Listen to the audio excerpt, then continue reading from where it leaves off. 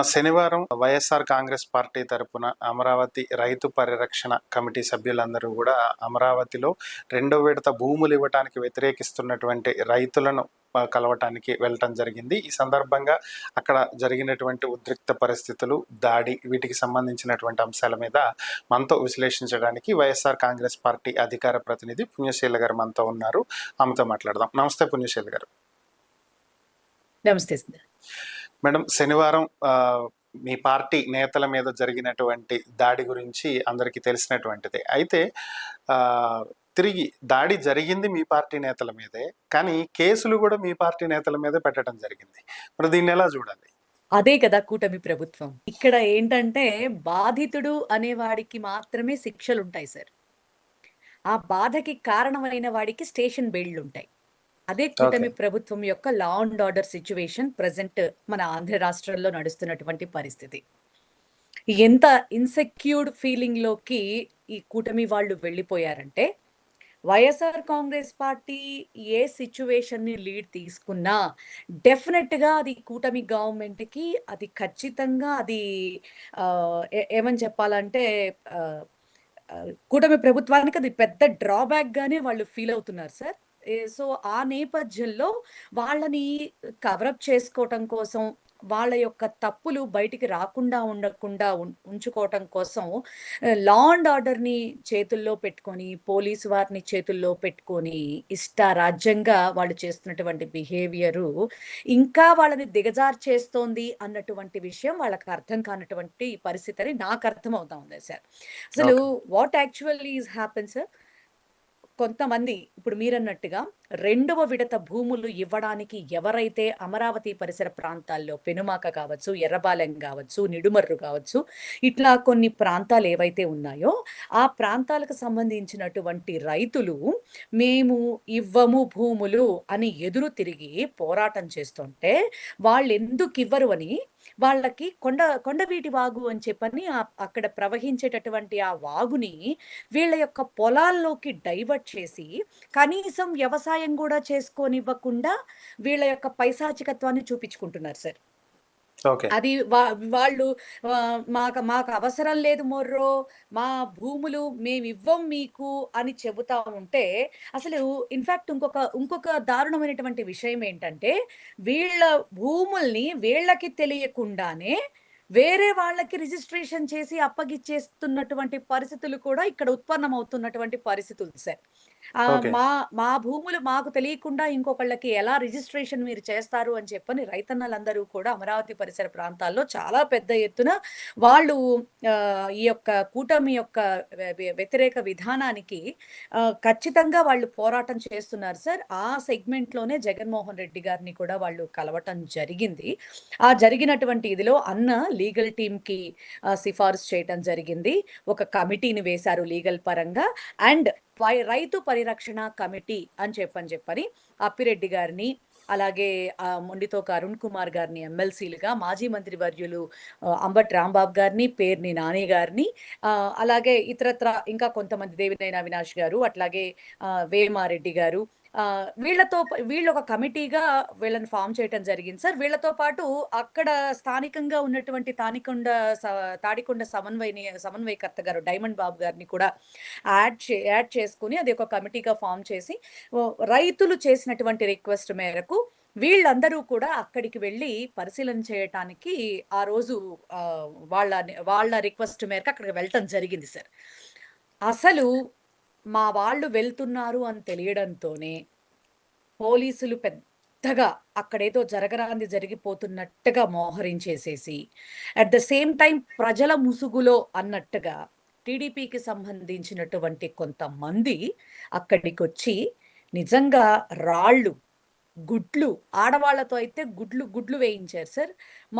మగవాళ్ళల్లో అతని పేరు నాకు ఐడియా లేదు, కానీ లోకేష్ కి కూడా చాలా దగ్గరగా ఉండేటటువంటి వ్యక్తట. అతని ఆధ్వర్యంలోనే ఈ రాప్చర్ అంతా కూడా జరిగింది. ఎంత మీరు ఆ వీడియోస్ కనుక విజువల్స్ మీరు కరెక్ట్ గా పరిశీలన చేస్తే అరుణ్ కుమార్ గారి కార్ అయితే ఎంత దారుణంగా బద్దలు కొట్టేశారంటే, అసలు ఏంటి సార్ నాకు అర్థం కాలేదు. మొగుడిని కొట్టి మొరపెట్టుకుందంట. ఇలాంటి పాత సామెత ఒకటి ఉంది. వ మేము అక్కడ రైతుల్ని పరిశీలించటం కోసం, పరామర్శించటం కోసం వెళ్ళింది మా కమిటీ వారు పెద్దలు. అక్కడ ఎట్లాంటి ఇబ్బంది లేకుండా జస్ట్ మహా ఎళ్ళుంటే ఒక 10 మందో, 15 మందో సార్. లిటరల్లీ ఒక 3, 4 కారుల్లో వాళ్ళు వెళ్ళటం జరిగింది.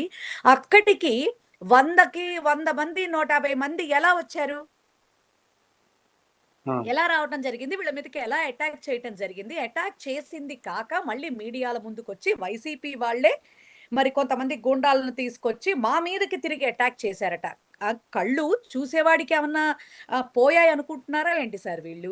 ఆ విజువల్స్ మీరు గమనిస్తే ఎంత దారుణంగా వాడు కారు బద్దలుగొట్టేయటం కనపడతా ఉంది. ఇద్దరు ముగ్గురు ఆడవాళ్ళు గుడ్లు తీసుకొని కొట్టటం కనపడతా ఉంది. ఎవరి మీదకి ఎవరేస్తున్నారో కూడా ఆ విజువల్స్ అంత క్లియర్ కట్‌గా ఉంటే, అసలు ఎంత దారుణంగా అసలు ఈవిడ హోమ్ మినిస్టర్ గారు గూడా అసలు అమరావతి రైతులు మమ్మల్ని ఎంతో అభిమానించి, మా యొక్క ఇదిని ప్రోత్సహించి, అమరావతి డెవలప్ అవ్వాలని భూములు ఎగేసుకుంటూ ఇచ్చేసేస్తున్నారు. ఆ! ఆ వైసీపీ వాళ్ళు కావాలనే ఇలాంటి గూండాయిజం జేస్తున్నారు. చట్టం తన పని తాను చేసుకుపోతుందని ఎంతో గొప్పగా విశ్లేషించింది మహాతల్లి. కానీ అక్కడ జరిగింది వేరు సార్. ఓకే. ఈ 2, 3 సెగ్మెంట్స్ కూడా అంతే కదా సార్. ఎంపీ గారిని తీసుకుంటేనేమో స్టేషన్ బెయిల్ ఇచ్చి పంపించారు డ్రగ్స్‌లో దొరికిపోతే. అరవసీదర బారిన పడిన అమ్మాయినేమో కనీసం పట్టించుకోను కూడా పట్టించుకోలేదు. సాటి దళిత మహిళ అయ్యుండి. అది పక్కకి పెట్టేస్తే నిన్న గాక మొన్న ఆ సాయి కృష్ణ విషయం తీసుకున్నా కూడా ఏ రోజు కూడా ఆమె సరిగ్గా స్పందించినటువంటి పరిస్థితులు లేవు. మళ్ళీ సీసీ కెమెరాలు, డ్రోన్‌లు అనుకుంటూ ఆవిడ స్టేట్‌మెంట్‌లు ఇస్తా ఉంది. అసలు రాష్ట్రంలో ఎక్కడ ఏ మూల కూర్చొని గంజాయి కొడదామని ప్రయత్నం చేసినా డ్రోన్‌లత అసలు చాలా క్లియర్‌గా వాచ్ చేస్తా ఉన్నాయంట సార్. అసలు తాగుదామని ప్రయత్నించటంతోనే వితిన్ ఫ్రాక్షన్ ఆఫ్ సెకండ్స్‌లో పోలీసు వారు అక్కడికొచ్చేసేసట వాళ్ళని అరెస్ట్ చేసి తీసుకొచ్చి జైల్‌లో కూర్చోబెడతారట. అసలు ఏమి డ్రామా సార్ నిజంగా. నిజంగా ఒక హోమ్ మినిస్టర్‌గా ఇంత దారుణంగా తన యొక్క శాఖని నడిపిస్తున్నటువంటి వ్యక్తిగా చరిత్రలో ఈమె ఒక్కతే నిలిచిపోతుందేమోనని కూడా నా అభిప్రాయం సార్. ఓకే. మేడం అయితే విజువల్స్ వచ్చిన తర్వాత మనం గూడా చూడటం జరిగింది. చేసినటువంటి దాడి ఇవన్నీ. సో, ఓవరాల్‌గా అయితే ఇక్కడ బయటకి ప్రొజెక్ట్ చేసిందేంటి అంటే, రైతులే తిరగబడ్డారు. అసలు మిమ్మల్ని ఎవరు రమ్మన్నారు ఇక్కడికి అని చెప్పి అడుగుతున్నారు. వాళ్ళు పిలవకుండా వెళ్ళటం జరిగింది. కావాలని వైసీపీ రాజకీయం చేస్తుంది అనేది బయటకి ప్రొజెక్ట్ అయినటువంటి అంశం. అసలు నిజంగా అక్కడ రైతులే దాడి చేశారా? లేదంటే రైతులు అనేటువంటి పేరుతోటి మీకు వ్యతిరేకంగా ఉన్నటువంటి రాజకీయ పక్షాలు దాడి చేయటం జరిగిందా? సార్ నాకు మీరు చెప్తున్న దానికి నాకు ఏమనాలో కూడా ఈ కూటమి వాళ్ళని ఒక్కొక్కసారి నాకు అనుమానం వస్తా ఉంటుంది సార్. ప్రతిరోజు కూడా ఏదో ఒక విషయంలో ఈ కూటమి ఫెయిల్యూర్స్ ప్రజలకి అద్దంలాగా కనిపిస్తున్నప్పటికీ కూడా పచ్చబద్ధాల్ని నిజంగా మోస్తూ, పచ్చబద్దాల్ని మాట్లాడుతూ, లా అండ్ ఆర్డర్‌ని అటకెక్కిచ్చేసి, పోలీసు వాళ్ళని కీలుబొమ్మల్లాగా ఆడిస్తూ, ఇష్టారాజ్యంగా ఈ యొక్క రాష్ట్రాన్ని నడిపిస్తున్నటువంటి ఈ కూటమికి గాని, చంద్రబాబు నాయుడు గారికి గాని, ఇతరత్ర వాళ్ళకి గాని, అసలు, అసలు అబద్ధాలే పెద్ద ప్రమోషన్ ఏమో సార్ వాళ్ళకి. ఎందుకంటే ఈవీఎంలతో గెలిచిన వాళ్ళకి అకౌంటబిలిటీ అనేది ఉండదు సార్. అది ఖచ్చితంగా నేను చెప్తా. ఈ 2 ఏళ్ల వీళ్ళ పాలన, వీళ్ళ విధానం, వీళ్ళ పచ్చబద్దాలు, వీళ్ళ మోసాలు. సార్ రైతులు ప్రెస్ మీట్ పెట్టారు కదండీ! రోడ్డు మీదకొచ్చి రైతులు మా రిక్వెస్ట్ వల్లే మా పొలాలు అన్యాయంగా తీసుకొని కొండవీటి వాగుని మా పొలాల్లోకి తరలించి మేము వ్యవసాయం చేసుకోటానికి కూడా వీలు లేకుండా మమ్మల్ని ఇబ్బంది పెడతా ఉంటే, మేము తట్టుకోలేక మేము జగన్మోహన్ రెడ్డి గారి దగ్గరికి మేము వెళ్ళటం జరిగింది. మా కోసం ఒక లీగల్ కమిటీని మాకివ్వడం జరిగింది. అలాగే రైతు పరిరక్షణ కమిటీని మాకివ్వడం జరిగింది. మా కోరిక మేరకు, మా రిక్వెస్ట్ మేరకు ఆ పెద్దలొచ్చారే తప్ప, గూండాలు, రౌడీలు ఎవ్వరు రాలేదు. ఇదంతా అధికార పార్టీ యొక్క అధికార దుర్వినియోగం. ఖచ్చితంగా వాళ్ళు ప్రవర్తించినటువంటి గూండాగిరి అని చెప్పని రైతులు ఎంతో స్పష్టంగా ప్రెస్ మీట్ పెట్టి మరీ వివరంగా చెప్పినప్పటికీ కూడా వీళ్ళు ఇంకా వాళ్ళని వాళ్ళు మేకప్ చేసుకునేటటువంటి ప్రయత్నంలో, టచప్పులు చేసుకునేటటువంటి ప్రయత్నంలో ముందుకు పోతా ఉన్నారే తప్ప, వాళ్ళ తప్పుని ఒప్పుకునేటటువంటి పరిస్థితుల్లో మాత్రం ఈ కూటమి ఎక్కడా కనిపించట్లేదు సార్. ఓకే. లిటరల్లీ సార్ నేనైతే చెప్తా ఉన్నా, ఈ టర్మ్ మాత్రం చంద్రబాబు నాయుడు గారికి ఏం ఎక్స్‌పీరియన్స్ ఉందో, ఏం ఎక్స్‌పీరియన్సు ఆయన్ని నడిపిస్తోందో మాకైతే తెలీదు గానీ, ఈ టర్మ్ మాత్రం ఆయన ఆధ్వర్యంలో ఎంత వరస్ట్‌గా ఈ ఆంధ్ర రాష్ట్రం అల్లాడిపోతుందంటే, మామూలుగా కాదు సార్. భగవంతుడికి కూడా వీళ్ళు ఈసారి ఎంత అపచారం చేస్తూ ముందుకెళ్తూ ఆయన్ని కూడా రాజకీయాల్లోకి లాగి నడుస్తున్నారంటే, మరి కర్మ గాలిపోతేనే ఇలాంటి దిక్కుమాలిన ఆలోచనలు, ఇట్లాంటి దిక్కుమాలినటువంటి వ్యవహారాలు కేవలం మనం బావుంటే చాలు, గవర్నమెంట్ ఉన్నంత కాలం మనం దోచుకుంటే చాలు, గవర్నమెంట్ ఉన్నంత కాలం మనం అధికారం చెలాయిస్తే చాలు, అదుంటే చాలు అనుకునేటటువంటి విధానంలో ఉండేటటువంటి వ్యక్తులు ఎప్పటికీ నాయకులవ్వరు. ప్రజల మన్ననలు ఎప్పుడూ చూడబోరు గూడా సార్. ఓకే. మేడం ఇంకా మరొక అంశం గనక మనం చూసుకున్నట్లయితే, ఇందాక మీరన్నట్లు గంజాయి కొట్టే వాళ్ళని డ్రోన్‌లో పట్టుకుంటే 15 నిమిషాల్లో వెళ్ళిపోతాం. ఇదంతా ఒక ఎత్తయితే, రీసెంట్‌గా ఇంకొక స్టేట్మెంట్ బయటకొచ్చింది. ఏంటి అంటే, ఆంధ్రప్రదేశ్‌లో గంజాయి సాగు జీరో స్టేజ్‌కి తీసుకొచ్చాము. ప్రస్తుతం వస్తున్నటువంటి గంజాయి మొత్తం గూడా ఇతర రాష్ట్రాల నుంచి వస్తుంది తప్ప, మన స్టేట్‌లో ఎక్కడ సాగు లేదు అనేది రీసెంట్‌గా ఒక స్టేట్మెంట్ వచ్చింది. అసలు దీన్నేమనాలి? అసలు ఎక్కువగా వైజాగ్, అరకు ప్రాంతం నుంచే ఈ గంజాయి అనేది ఎక్కువగా సాగవుతుంది. స్టేట్ మొత్తం అదే డిస్ట్రిబ్యూట్ అవుతుంది. ఇతర రాష్ట్రాలకు కూడా ఇక్కడి నుంచే వెళ్తుంది అనేది ఒక వర్షన్ నడుస్తున్నటువంటి అంశం మీడియాలో. కానీ ప్రభుత్వం చెప్తుందేంటంటే, అసలు ఏపీలో సాగనేదే లేదు. మేము పూర్తిగా నిర్మూలించేసాం. జీరో అని చెప్తుంది. ఇది వాస్తవమేనా అసలు? చంద్రబాబు నాయుడు గారు గూడా సూపర్ 6 మొత్తం ఇచ్చేసానని జెప్తున్నాడు సార్. అధికారంలోకి రాకముందు చాలా ఇచ్చేస్తానని చెప్పాను. కానీ వచ్చిన తర్వాత మళ్ళీ ట్రెజరీ చూసుకుంటేనేమో డబ్బులు లేవు. అసలు ఇవ్వలేకపోతున్నాను అని మళ్ళీ ఆయనే చెప్తాడు. మళ్ళీ అన్నీ చేసేస్తున్నానని ఆయనే జెప్తాడు. వాళ్ళ టీము అలాగే జెప్తారు.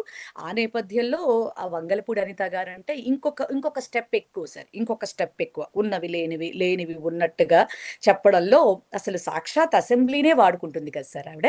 అసలు బయటికొచ్చి మీడియాని వాడుకోవటం సంగతి వేరే విషయమండి. సాక్షాత్తు మీడియా అదేంటి అసెంబ్లీని వాడుకుంటూ అది శాసన మండలిలోకెళ్ళినా, శాసనసభలోనైనా ఆవిడ ఏదైనా సభ్యులు అడిగినటువంటి ప్రశ్నలకి సమాధానం ఇచ్చేటటువంటి పరిస్థితుల్లో ఎంతో గొప్పగా జీరో కల్టివేషన్ ఆఫ్ గంజాయి ఐ ప్రౌడ్‌లీ సే అంటూ చాలా గొప్పగా చెప్తుంది సార్. బట్ ఒకటి చెప్తా ఉన్నాను సార్. రాష్ట్రంలోకి గంజాయి ఎంటర్ అవుతుంటే వీళ్ళందరూ ఏం చేస్తా ఉన్నారు? రాష్ట్రం ఓకే. సరే పండట్లేదని నువ్వు చెప్తా ఉన్నావు.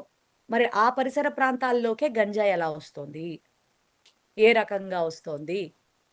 లా అండ్ ఆర్డర్ మెయింటైన్ చేసేటటువంటి తమరు ఒక హోమ్ మినిస్టర్‌గా మీరేం చేస్తా ఉన్నారు? ఏమన్నా అంటే పీక్కుంటారు గదా సార్! గుడ్డి గుర్రాలకు పళ్ళు తోమే యవ్వారం గాదు ఇదంతా గూడా. ఏం చేస్తా ఉంటారు వీళ్ళు? ఏమన్నా అంటేనేమో మరి శాఖ మీద పట్టు లేకుండా శాఖని అస్తవ్యస్తంగా నడిపిస్తూ శాఖని 36 ర్యాంకుకు పడేయించి అసలు పోలీసుల్ని కీలుబొమ్మల్లాగా చేసుకొని అడ్డదిడ్డాలుగా పోలీస్ వ్యవస్థని వాడుతున్నటువంటి హోమ్ మినిస్టర్ అనిత గారికి ఇక ఇంతకు మించినటువంటి పరిస్థితి ఇంకేం చెప్పాలి ఆమె గురించి అసలు? హ్మ్. గంజాయి ఎక్కడ దొరికినా నాకు ఇంకొకటి నవ్వొచ్చిన మాటేంటంటే సార్, డ్రోను ఒక గంజాయి తాగేవాడిని మాత్రమే వాచ్ చేస్తుందా? ఆ టెక్నాలజీ గంజాయి తాగేవాడిని మాత్రమే చూడగలుగుతుందా? అంటే 'అరవ శ్రీధర్' అన్యాయం చేసిన అమ్మాయి రోడ్డు మీదకొచ్చి ఏడుస్తుంటే చూడదా? తాతంశెట్టి నాగేంద్ర అదే అమ్మాయిని కర్రతో కొడతంటే చూడదా? సాయి కృష్ణ తల్లి రోడ్డు మీదకొచ్చి, "ఈ ప్రభుత్వం మాకు అన్యాయం చేస్తోంది. నా బిడ్డ బూడిదన్నా ఇవ్వండి" అని అడగటం చూడదా డ్రోను? సీసీ కెమెరాలు మాయమైపోతాయా? సీసీ ఫుటేజీలు మాయమైపోతాయా సార్? ఇట్లాంటి ఫెయిల్యూర్ గవర్నమెంట్‌ని నడిపించుకుంటూ కూడా 24 గంటలు జగన్మోహన్ రెడ్డి గారి మీద పడి, వీళ్ళకి వంక ఎక్కడ దొరుకుతుందంటే, అసలు ఏది లేకపోయినా గూడా వాళ్ళ ఫెయిల్యూర్‌ని ఎవరెక్కడ ప్రశ్నిచ్చేస్తారోనని ఏదో ఒక చిన్న మీటింగ్ పెట్టుకోవటం. ఆ మీటింగ్‌లో జగన్మోహన్ రెడ్డి గారు గుడికెళ్లారు. జగన్మోహన్ రెడ్డి గారు బొట్టు పెట్టుకున్నారు. జగన్మోహన్ రెడ్డి గారిని వేద పండితులు నెక్స్ట్ 29లో ఖచ్చితంగా ముఖ్యమంత్రి ప్రాప్తిరస్తు అని దీవించారు. ఇ ఇ ఇవి ఇవొస్తాయండి. ఇవొస్తాయి. వాస్తవానికి మమ్మల్ని పట్టుకొని మేమేం చేయకపోయినా మమ్మల్ని చూస్తేనే, మా అన్నని చూస్తేనే తడిసిపోకుంటూ రపా రపా అంటున్నారు. వీళ్ళు చేస్తున్నదేంటి? వీళ్ళు సార్ నెక్స్ట్ టైమ్‌కి నేను చెప్తా ఉన్నాను సార్. చంద్రబాబు నాయుడు గారికి గాని, ఆళ్ళ టీము అంటే కలిసే వస్తారో, విడిపోయి ఈసారి రంగంలోకొత్తారో మనకైతే తెలీదు. ఆల్రెడీ బీజేపీ అయితే అనౌన్స్ చేసింది. నెక్స్ట్ టైమ్ నుంచి ఏ ఎన్నికల్లోనైనా సరే, మేము ఇండివిడ్యువల్‌గా అమిత్ షా గారు తేల్చి చెప్పేశారు. మేము ఇండివిడ్యువల్‌గా మా పార్టీని ప్రమోట్ చేసుకుంటామే తప్ప, మేమెవరితో కూడా కలిసే పరిస్థితి ఉండదు అని చెప్పని ఆయన చెప్పేసేయటం కూడా జరిగింది. నెక్స్ట్‌కి మరి కూటమి వాళ్ళ పరిస్థితేంటో పరమాత్ముడికెరుక.